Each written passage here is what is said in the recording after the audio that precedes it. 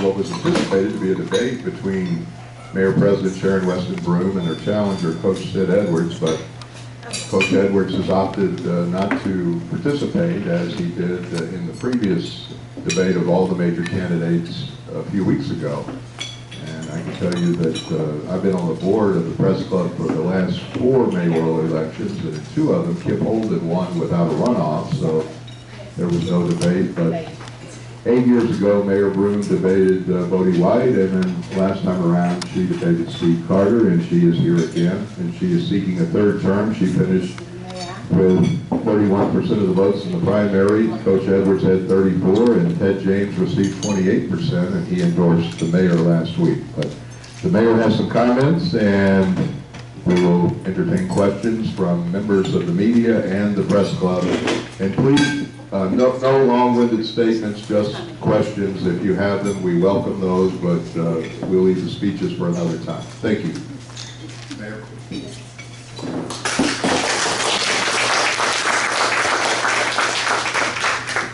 Good afternoon, everyone. I am delighted to be at the Press Club once again, and I have been contemplating my time here today in light of the fact that my opponent is not here.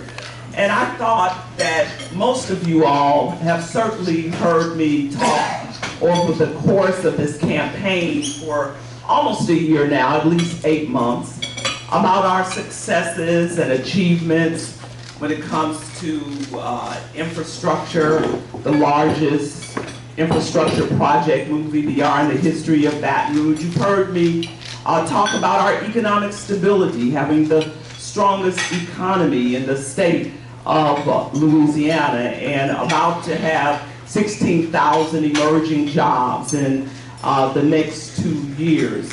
So there are many successes and achievements that we've touted over the months. But I wanted to take today as an opportunity to talk about the future of Baton Rouge and what the future of Baton Rouge will look like under a Broome administration. Let's talk today about issues such as economic development for the future, city management and practices, public safety, of course, human services, infrastructure. Let's even talk about arts, entertainment, and recreation in the next 4 years of a Broome administration. And something that's very important to me is the image of East Baton Rouge Parish and what that looks like for the future. So I'd like to start first with economic development.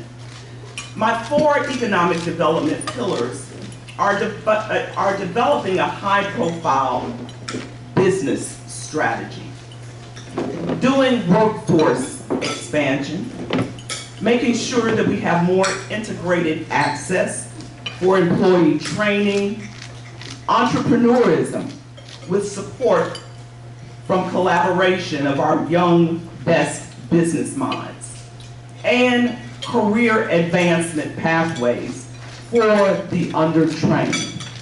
I believe these 4 pillars will give us a strong foundation for what I'm describing as the final 4.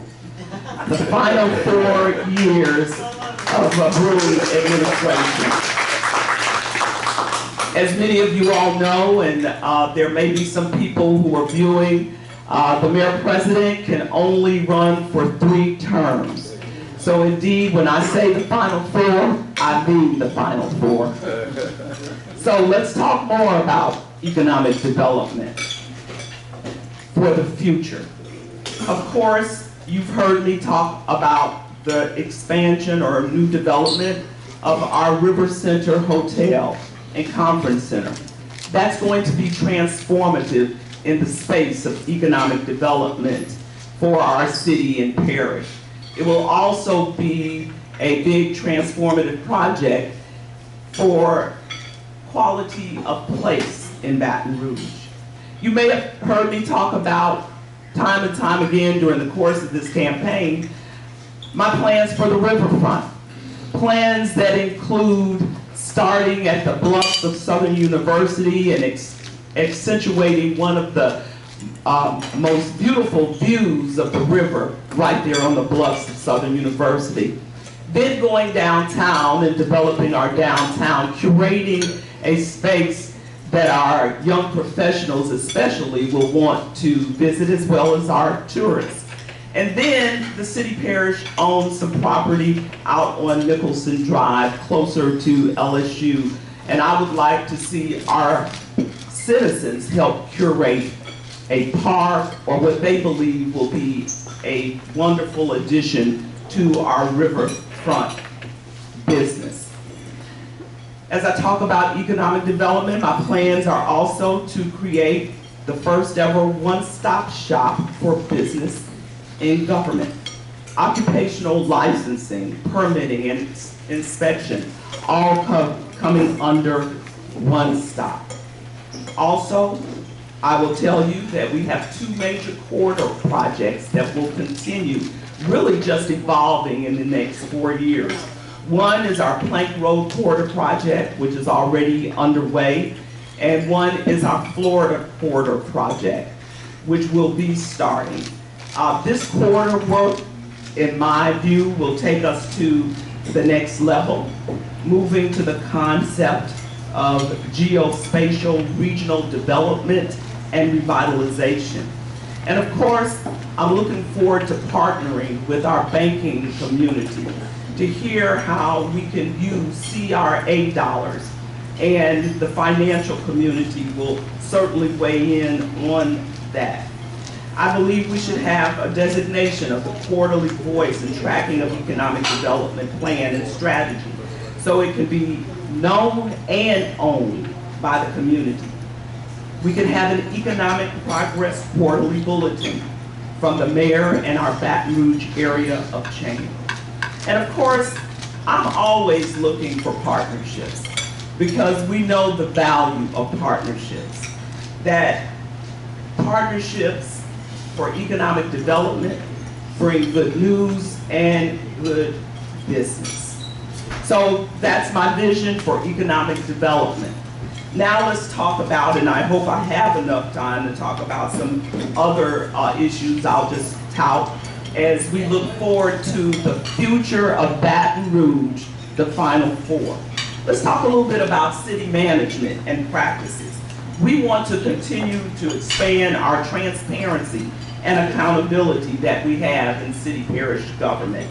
I imagine that we will have snapshot dashboards to be set up across all of our city parish departments. In 2025, we will do more promotion of our data and public tracking. We have seen this path be very successful for us, our technology path of collecting data, and we will certainly move that forward. Public safety. I believe we will build on our existing partnerships that we have. Our real-time crime center, which I cannot talk about enough. We need more community groups to come out and visit the real-time crime center, so you can see how it intersects with our public safety. I also envision us having new feeder lines for public partner community information links with our chief of police. We will also make sure that our neighborhoods are strengthened, which started with our neighborhood convention. One of the things that we found out in our neighborhood convention that we recently had is that there are shared goals, no matter if you lived in 70814 zip code or if you live over in 70806. And our goal is to make sure that we strengthen our neighborhoods. And when we strengthen our neighborhoods, coming together around these shared goals and implementing connectivity with our police department as well as our programs, I believe that we will see additional progress. One of my big issues for 2025 is improved lighting across our city and parish. We all know that improved lighting means improved security and means improved safety. We just recently, and I'm going to talk about this because when we talk about issues surrounding public safety, when we talk about crime, we have to understand that it is a very complex issue. Here in the city of Baton Rouge, we have an 18.5% poverty rate. And we don't police our way out of poverty. We have to have responding programs and initiatives that help with that. One of those initiatives that we recently launched were the 2 mobile units with our Human Services Department. Now, these 2 mobile units have been a dream of mine for quite some time, and I'm glad that we recently launched them. These 2 mobile units will be on the streets for the underserved geographic areas. And they will provide opportunities for individuals, whether they're homeless or whether they have transportation issues getting to our office on Plank Road. We're going to take the resources, the information to them so that they can connect. And I'm looking forward to seeing that make a big difference in our human services area. We have launched a 32-member human services consortium that is working on a number of projects, also in collaboration with United Way. Let's talk about infrastructure. Of course, I won't stop talking about the fact that we have the largest infrastructure project in the history of Baton Rouge. In fact, much of the work that we have done over the past 8 years has been historic. On the infrastructure front, MOVE EBR, we also have historic, the first stormwater management plan in the history of Baton Rouge that shows where every drop of water goes. And so these initiatives on the infrastructure front will continue to transform our city and our parish.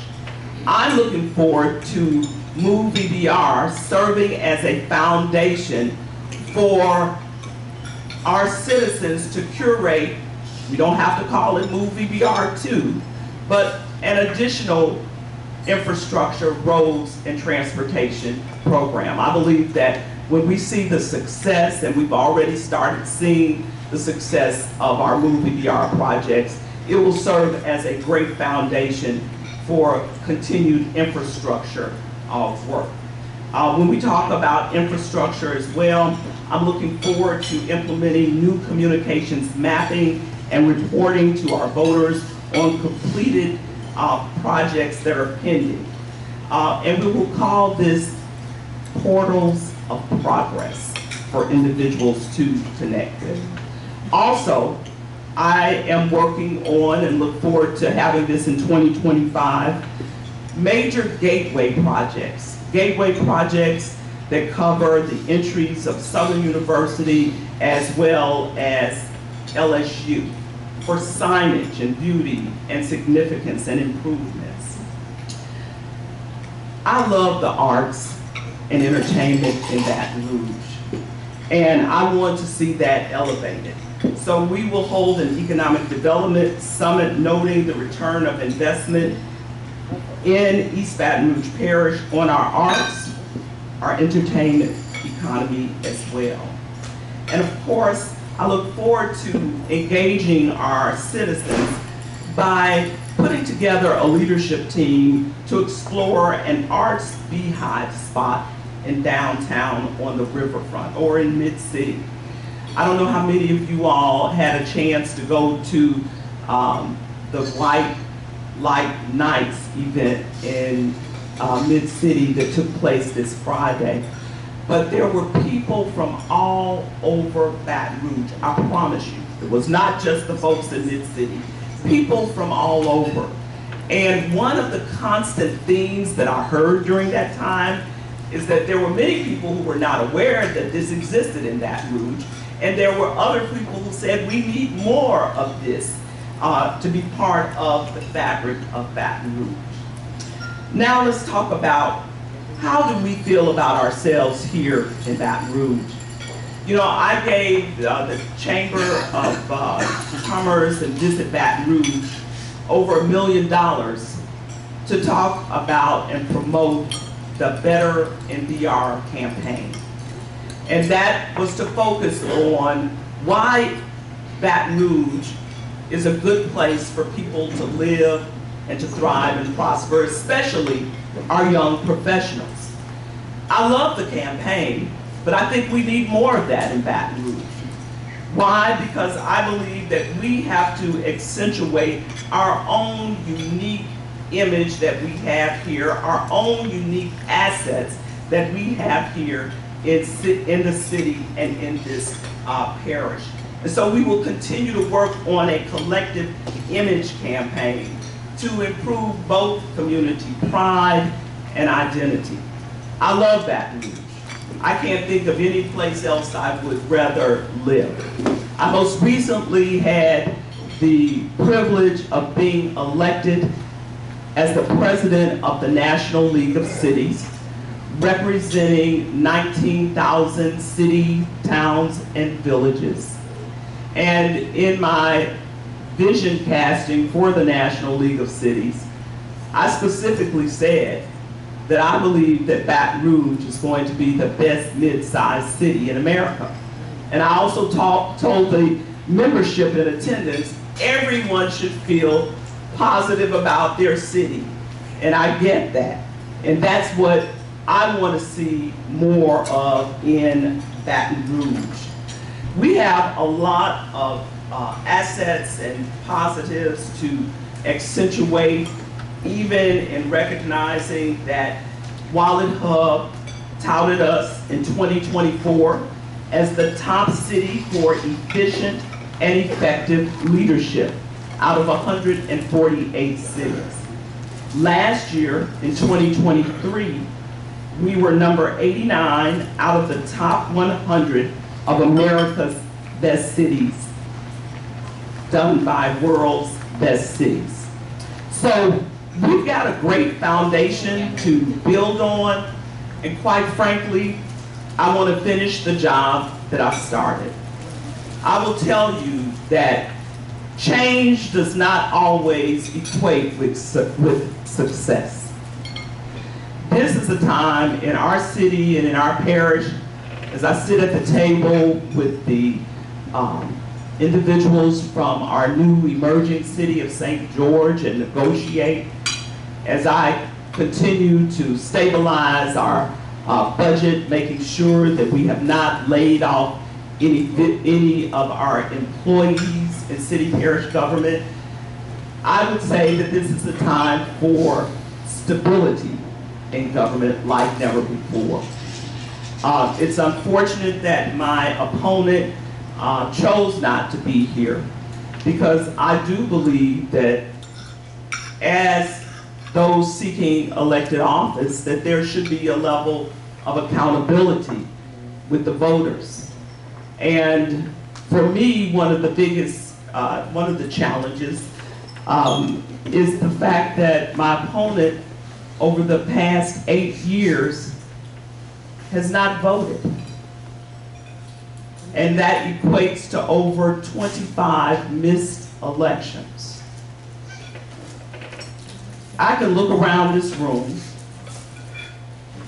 and I would probably be accurate in saying that each and every one of you, as civically minded individuals, would never let that be your record. I don't even think you'd ever let a 0-3 be your record. Certainly not 0-25. So when you think about leadership, when you think about who has the experience to take Baton Rouge into the next final 4 years, I would submit to you that my background as a Metro Council person, as a state representative, state senator, and as your mayor for 8 years would certainly bring that level of leadership that we need here in our city and in our parish. So I thank you for your attention, and I welcome any questions that you might have.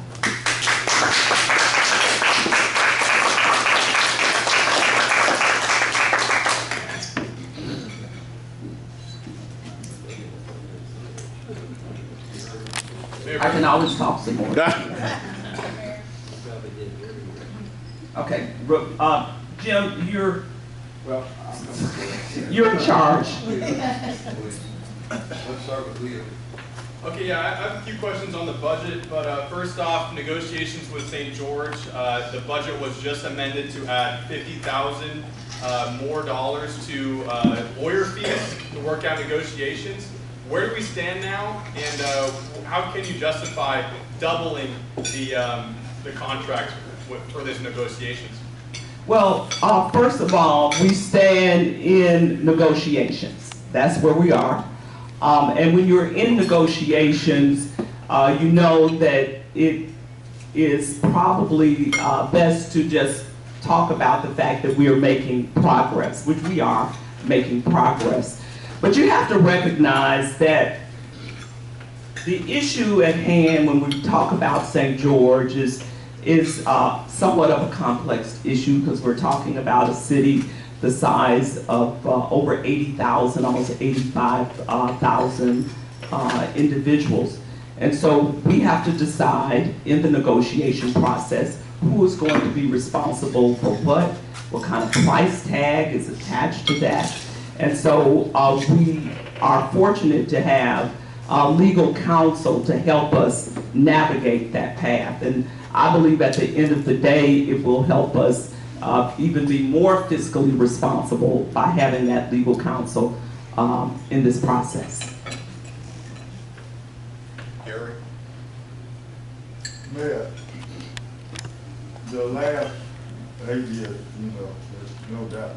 Gary, when you're asking, please ask your question. What do you think personally, you gave your plan, what do you think personally was one of your biggest mistakes that you would change?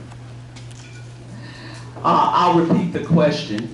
What do I think was my biggest mistake since I have been mayor president over the past 8 years? I'll start first by saying I think every person in this room, every leader, every CEO, if they haven't made a mistake, I would certainly love to sit down and have a conversation with them. All right. Okay, so that's my first statement. I have 3 statements in response to your question. The second is every leader does not neglect the challenges that they have faced in their leadership role. They should not do that. I will tell you my third response, that when I reflect on missteps or things I would do differently, there are 2 things that come to mind. One, I would handle staffing issues a little differently. And 2, I would do a better job of promoting all of the successes and achievements that we accomplished over the past 8 years. Because I have found during this tenure of running for mayor president re-election that many people do not even know some of the accomplishments that we try very hard to share with the press, in fact.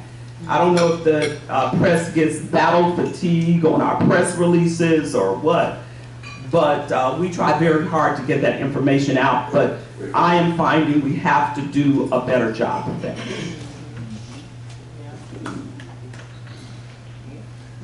Awesome. Okay, so again on the budget, BRPD is looking at somewhere upwards of an 8% cut since last year. Obviously, this is because of the advent of St. George. In their request for their budget this year, they said their priorities were mental health, physical health for the officers, youth and community engagement, and gun violence reduction programs. I know in your letter in the budget as well, you said these were priorities in this regard. For you and your office, with this budget cut, how can we be sure that these priorities are met? Well, his question is how can we be assured that priorities are met in public safety through budget cuts? First, let me just tell you about our budget. With the advent of the new city of St. George, several years ago, I ask our department heads to provide me with scenarios of different percentages of budget cuts, like a 10% or a 20%. What can you do that would still maintain quality level of services for the people in our city and parish? I asked that of the police chief. The police chief provided his budget with the budget cuts. What you have to understand is that in the midst of those cuts are many positions that were never funded, right?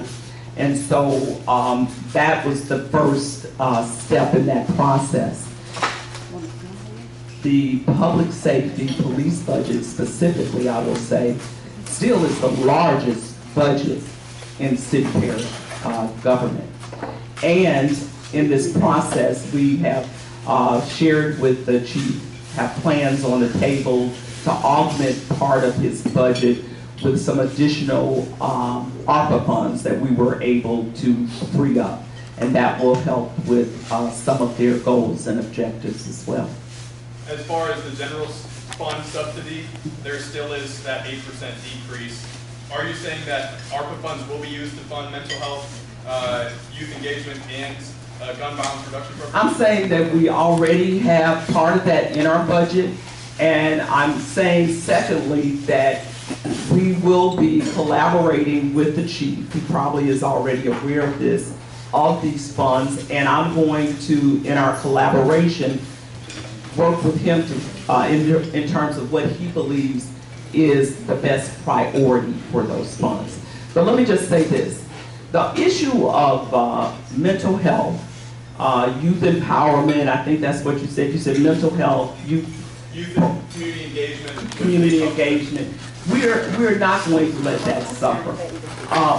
Let me say that we have already, and you may be aware of this, we gave over $1 million already to initiatives like the Inspiration Center and the Youth Innovation Center on Government Street. So these programs will certainly be continuing.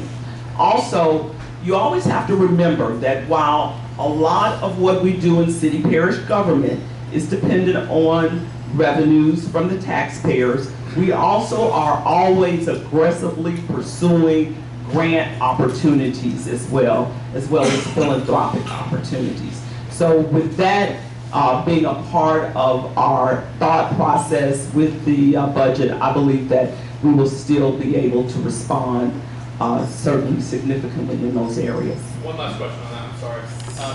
Do you have any concerns about the changing of the presidential administration as far as your request for these grants and funds down the road?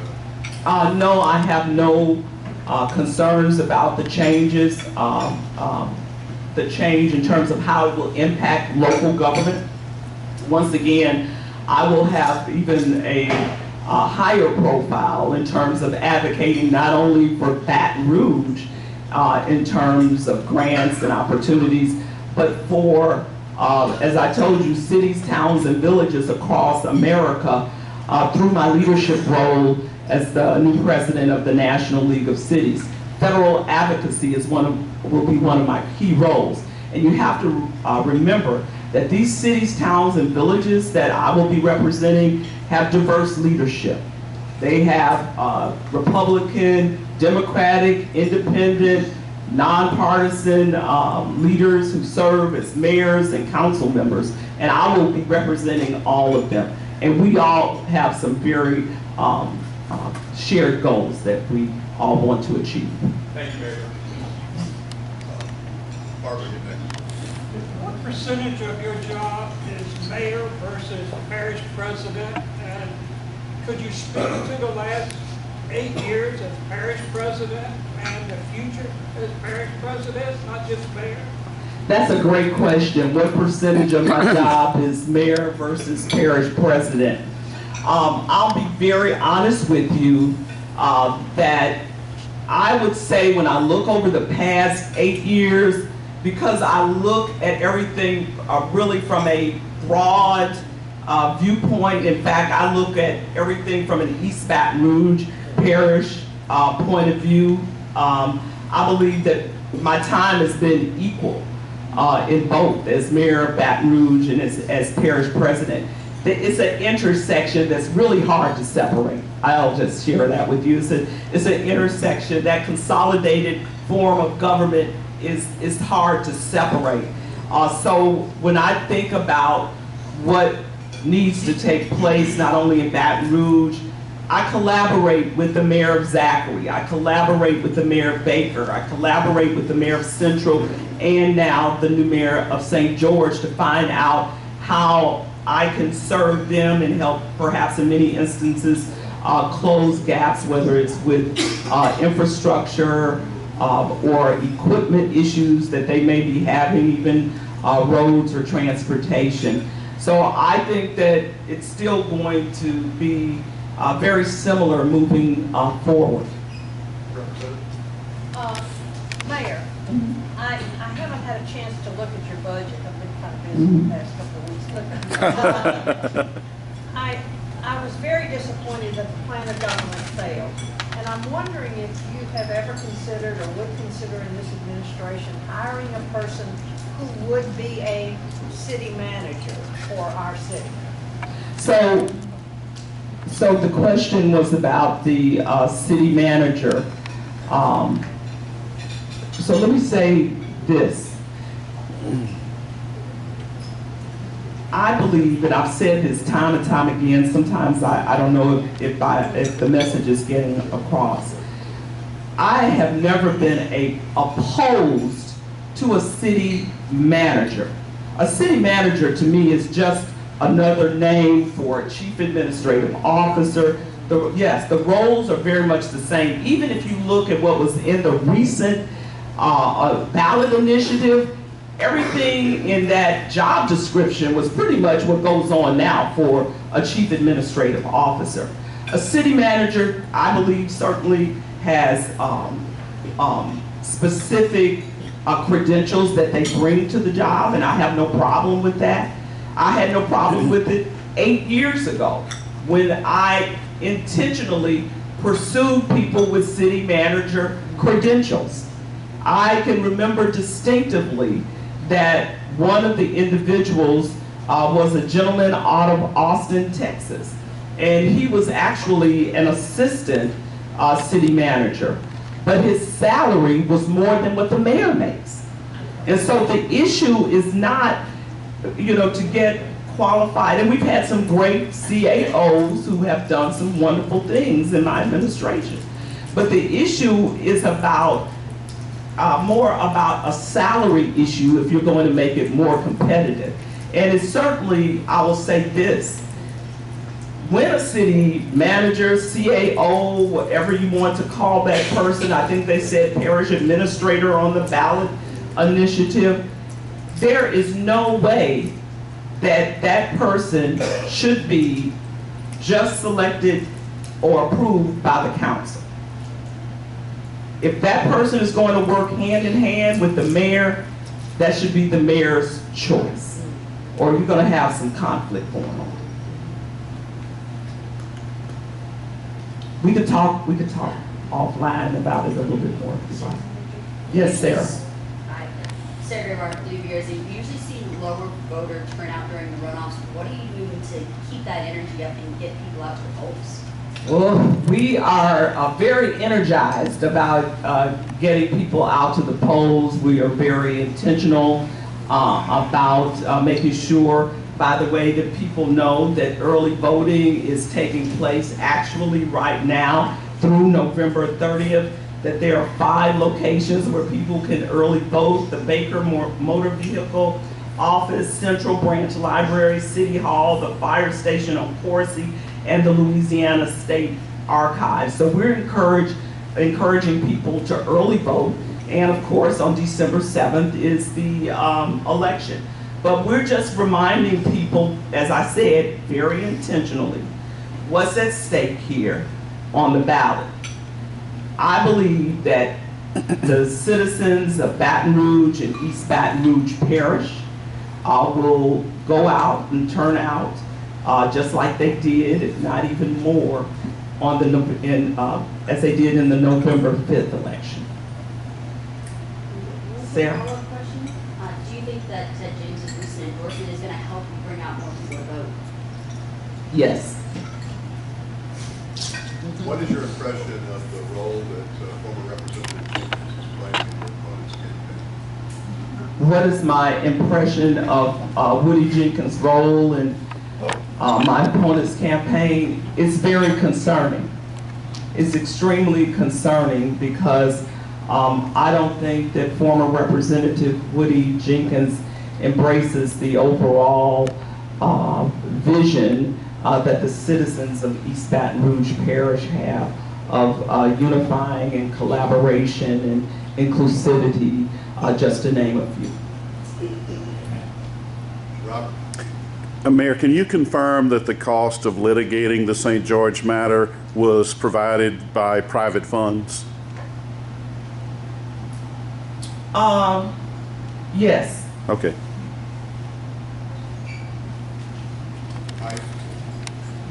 As a part-time member of the press club, as a joke today, I kind of suggested them, why don't we find out whether the building that we need is in the city limits of Baton Rouge, at the San Mississippi, or the city of St. George?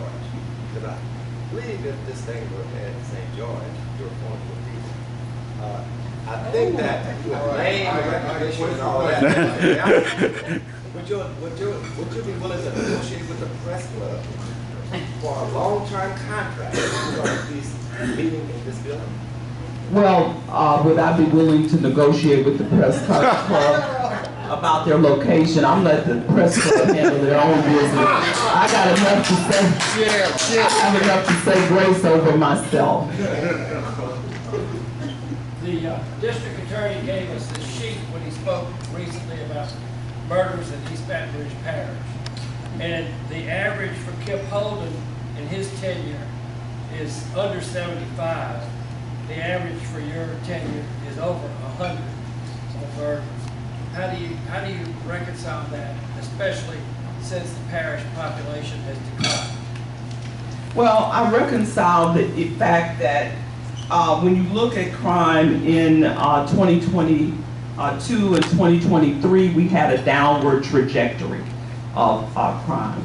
I reconcile that by saying if you look at the data, we had an increase in the earlier part of the year, but in the city of Baton Rouge, we are seeing a downward trajectory. I think it's very important when you look at that data that you look at it very closely, because some of the data includes the parish, which has the chief law enforcement officer of the parish being the sheriff, and then the city of Baton Rouge being under the chief of police.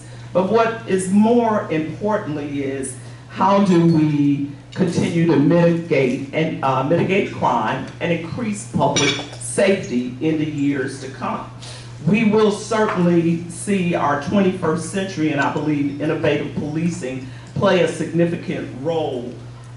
As I shared with you, our numbers decreased over the past 2 years, which a lot of people don't talk about that.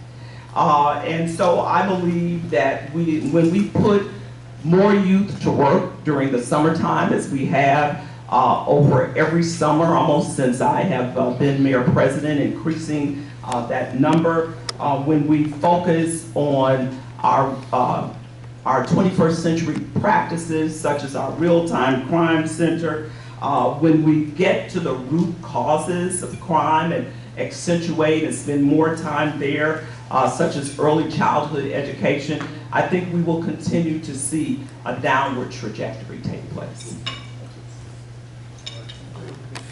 Mayor Broom, back to the budget. One of the bigger cuts, I think it is important for people to understand, one of the bigger cuts is coming to the Department of Maintenance, which is responsible for landscape, street, and drainage. You have talked a lot about the campaign being about beautification projects and the identity of Baton Rouge. With a 16% cut to this department, how can you ensure that those projects continue and that your campaign promises are upheld? Yeah, his question is about the budget and the Department of Maintenance. Once again, the department leader of the Department of Maintenance provided that information.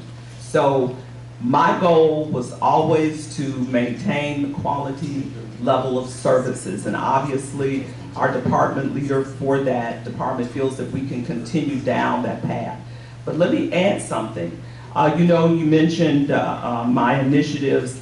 You didn't say them specifically, but I will, like Brighten Up Baton Rouge, where we're working not only with our Department of Maintenance, but we're working with other nonprofit organizations such as Clean Pelican and Keep Tiger Town Beautiful. And I would also add that we're working with the Lieutenant Governor on his litter-free initiative. And part of that will include us being a part of a pilot program that will help us with our interstate areas that are connected to Baton Rouge. So I am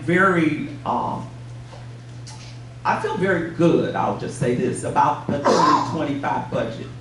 And one of the reasons, there are several that I feel good about it, is because one of my overall goals was to not lay off any of our 4,000 plus employees. We achieved that. The second goal was to make sure that we continued with the level of services to the citizens of Baton Rouge and East Baton Rouge Parish with the advent of a new emerging city. And based on our work with our department heads, who I have to thank for, I have to thank them for their fiscal responsibility and maintaining the quality level of services at the same time, that we will be able to fulfill those two goals. Jim? Bill? Mayor, what legacy do you hope to leave when the Final Four is concluded and the Big 12 is over? That's a great question. What do what is the legacy for the Final Four? You know, I have often said that the legacy is really not about sharing Western Broome, but of course about this great city and parish that I love. I would like to see part of my legacy be the manifestation of some of these wonderful transformative ideas that we talked about, whether it's seeing that riverfront development, cutting a ribbon, or digging ground, doing a groundbreaking on that, or specifically seeing the numbers increase of those individuals, our young and talented individuals from LSU and Southern University, continue to make Baton Rouge their home, and certainly making sure through assessment that the citizens of Baton Rouge feel that it's a place that they are proud to call home. Mayor, how did you think New Baton Rouge fared in the tax section? Well, I will tell you, we were in constant communication with the folks at the Capitol. In fact, one of our finance department leaders was intimately involved in that. So there was no major hurt for Baton Rouge, I'll just say that. So I think we fared well. What about the bridge? Well, I had a personal conversation with the governor and with other legislative leaders, and I was assured that that would be part of the next phase, and it was not going to be forgotten. I got assurances on that. Any other questions? Did you get that, Representative Freiberg? I could never have voted for that bill without a letter signed by the governor, the Speaker of the House, and the President of the Senate. So you got the same assurance? Yes. This will be the final question. Would you support closing the Washington Street exit from the interstate? Well, I think that's my opponent's issue. He loves talking about closing the Washington Street exit. But I will tell you, that has to be discussed with the Department of Transportation and Development. I'm all for making sure that we have fluid and improved transportation that You goes have from. a position. Today, my position would be not to close it. Thank you very much. Thank you.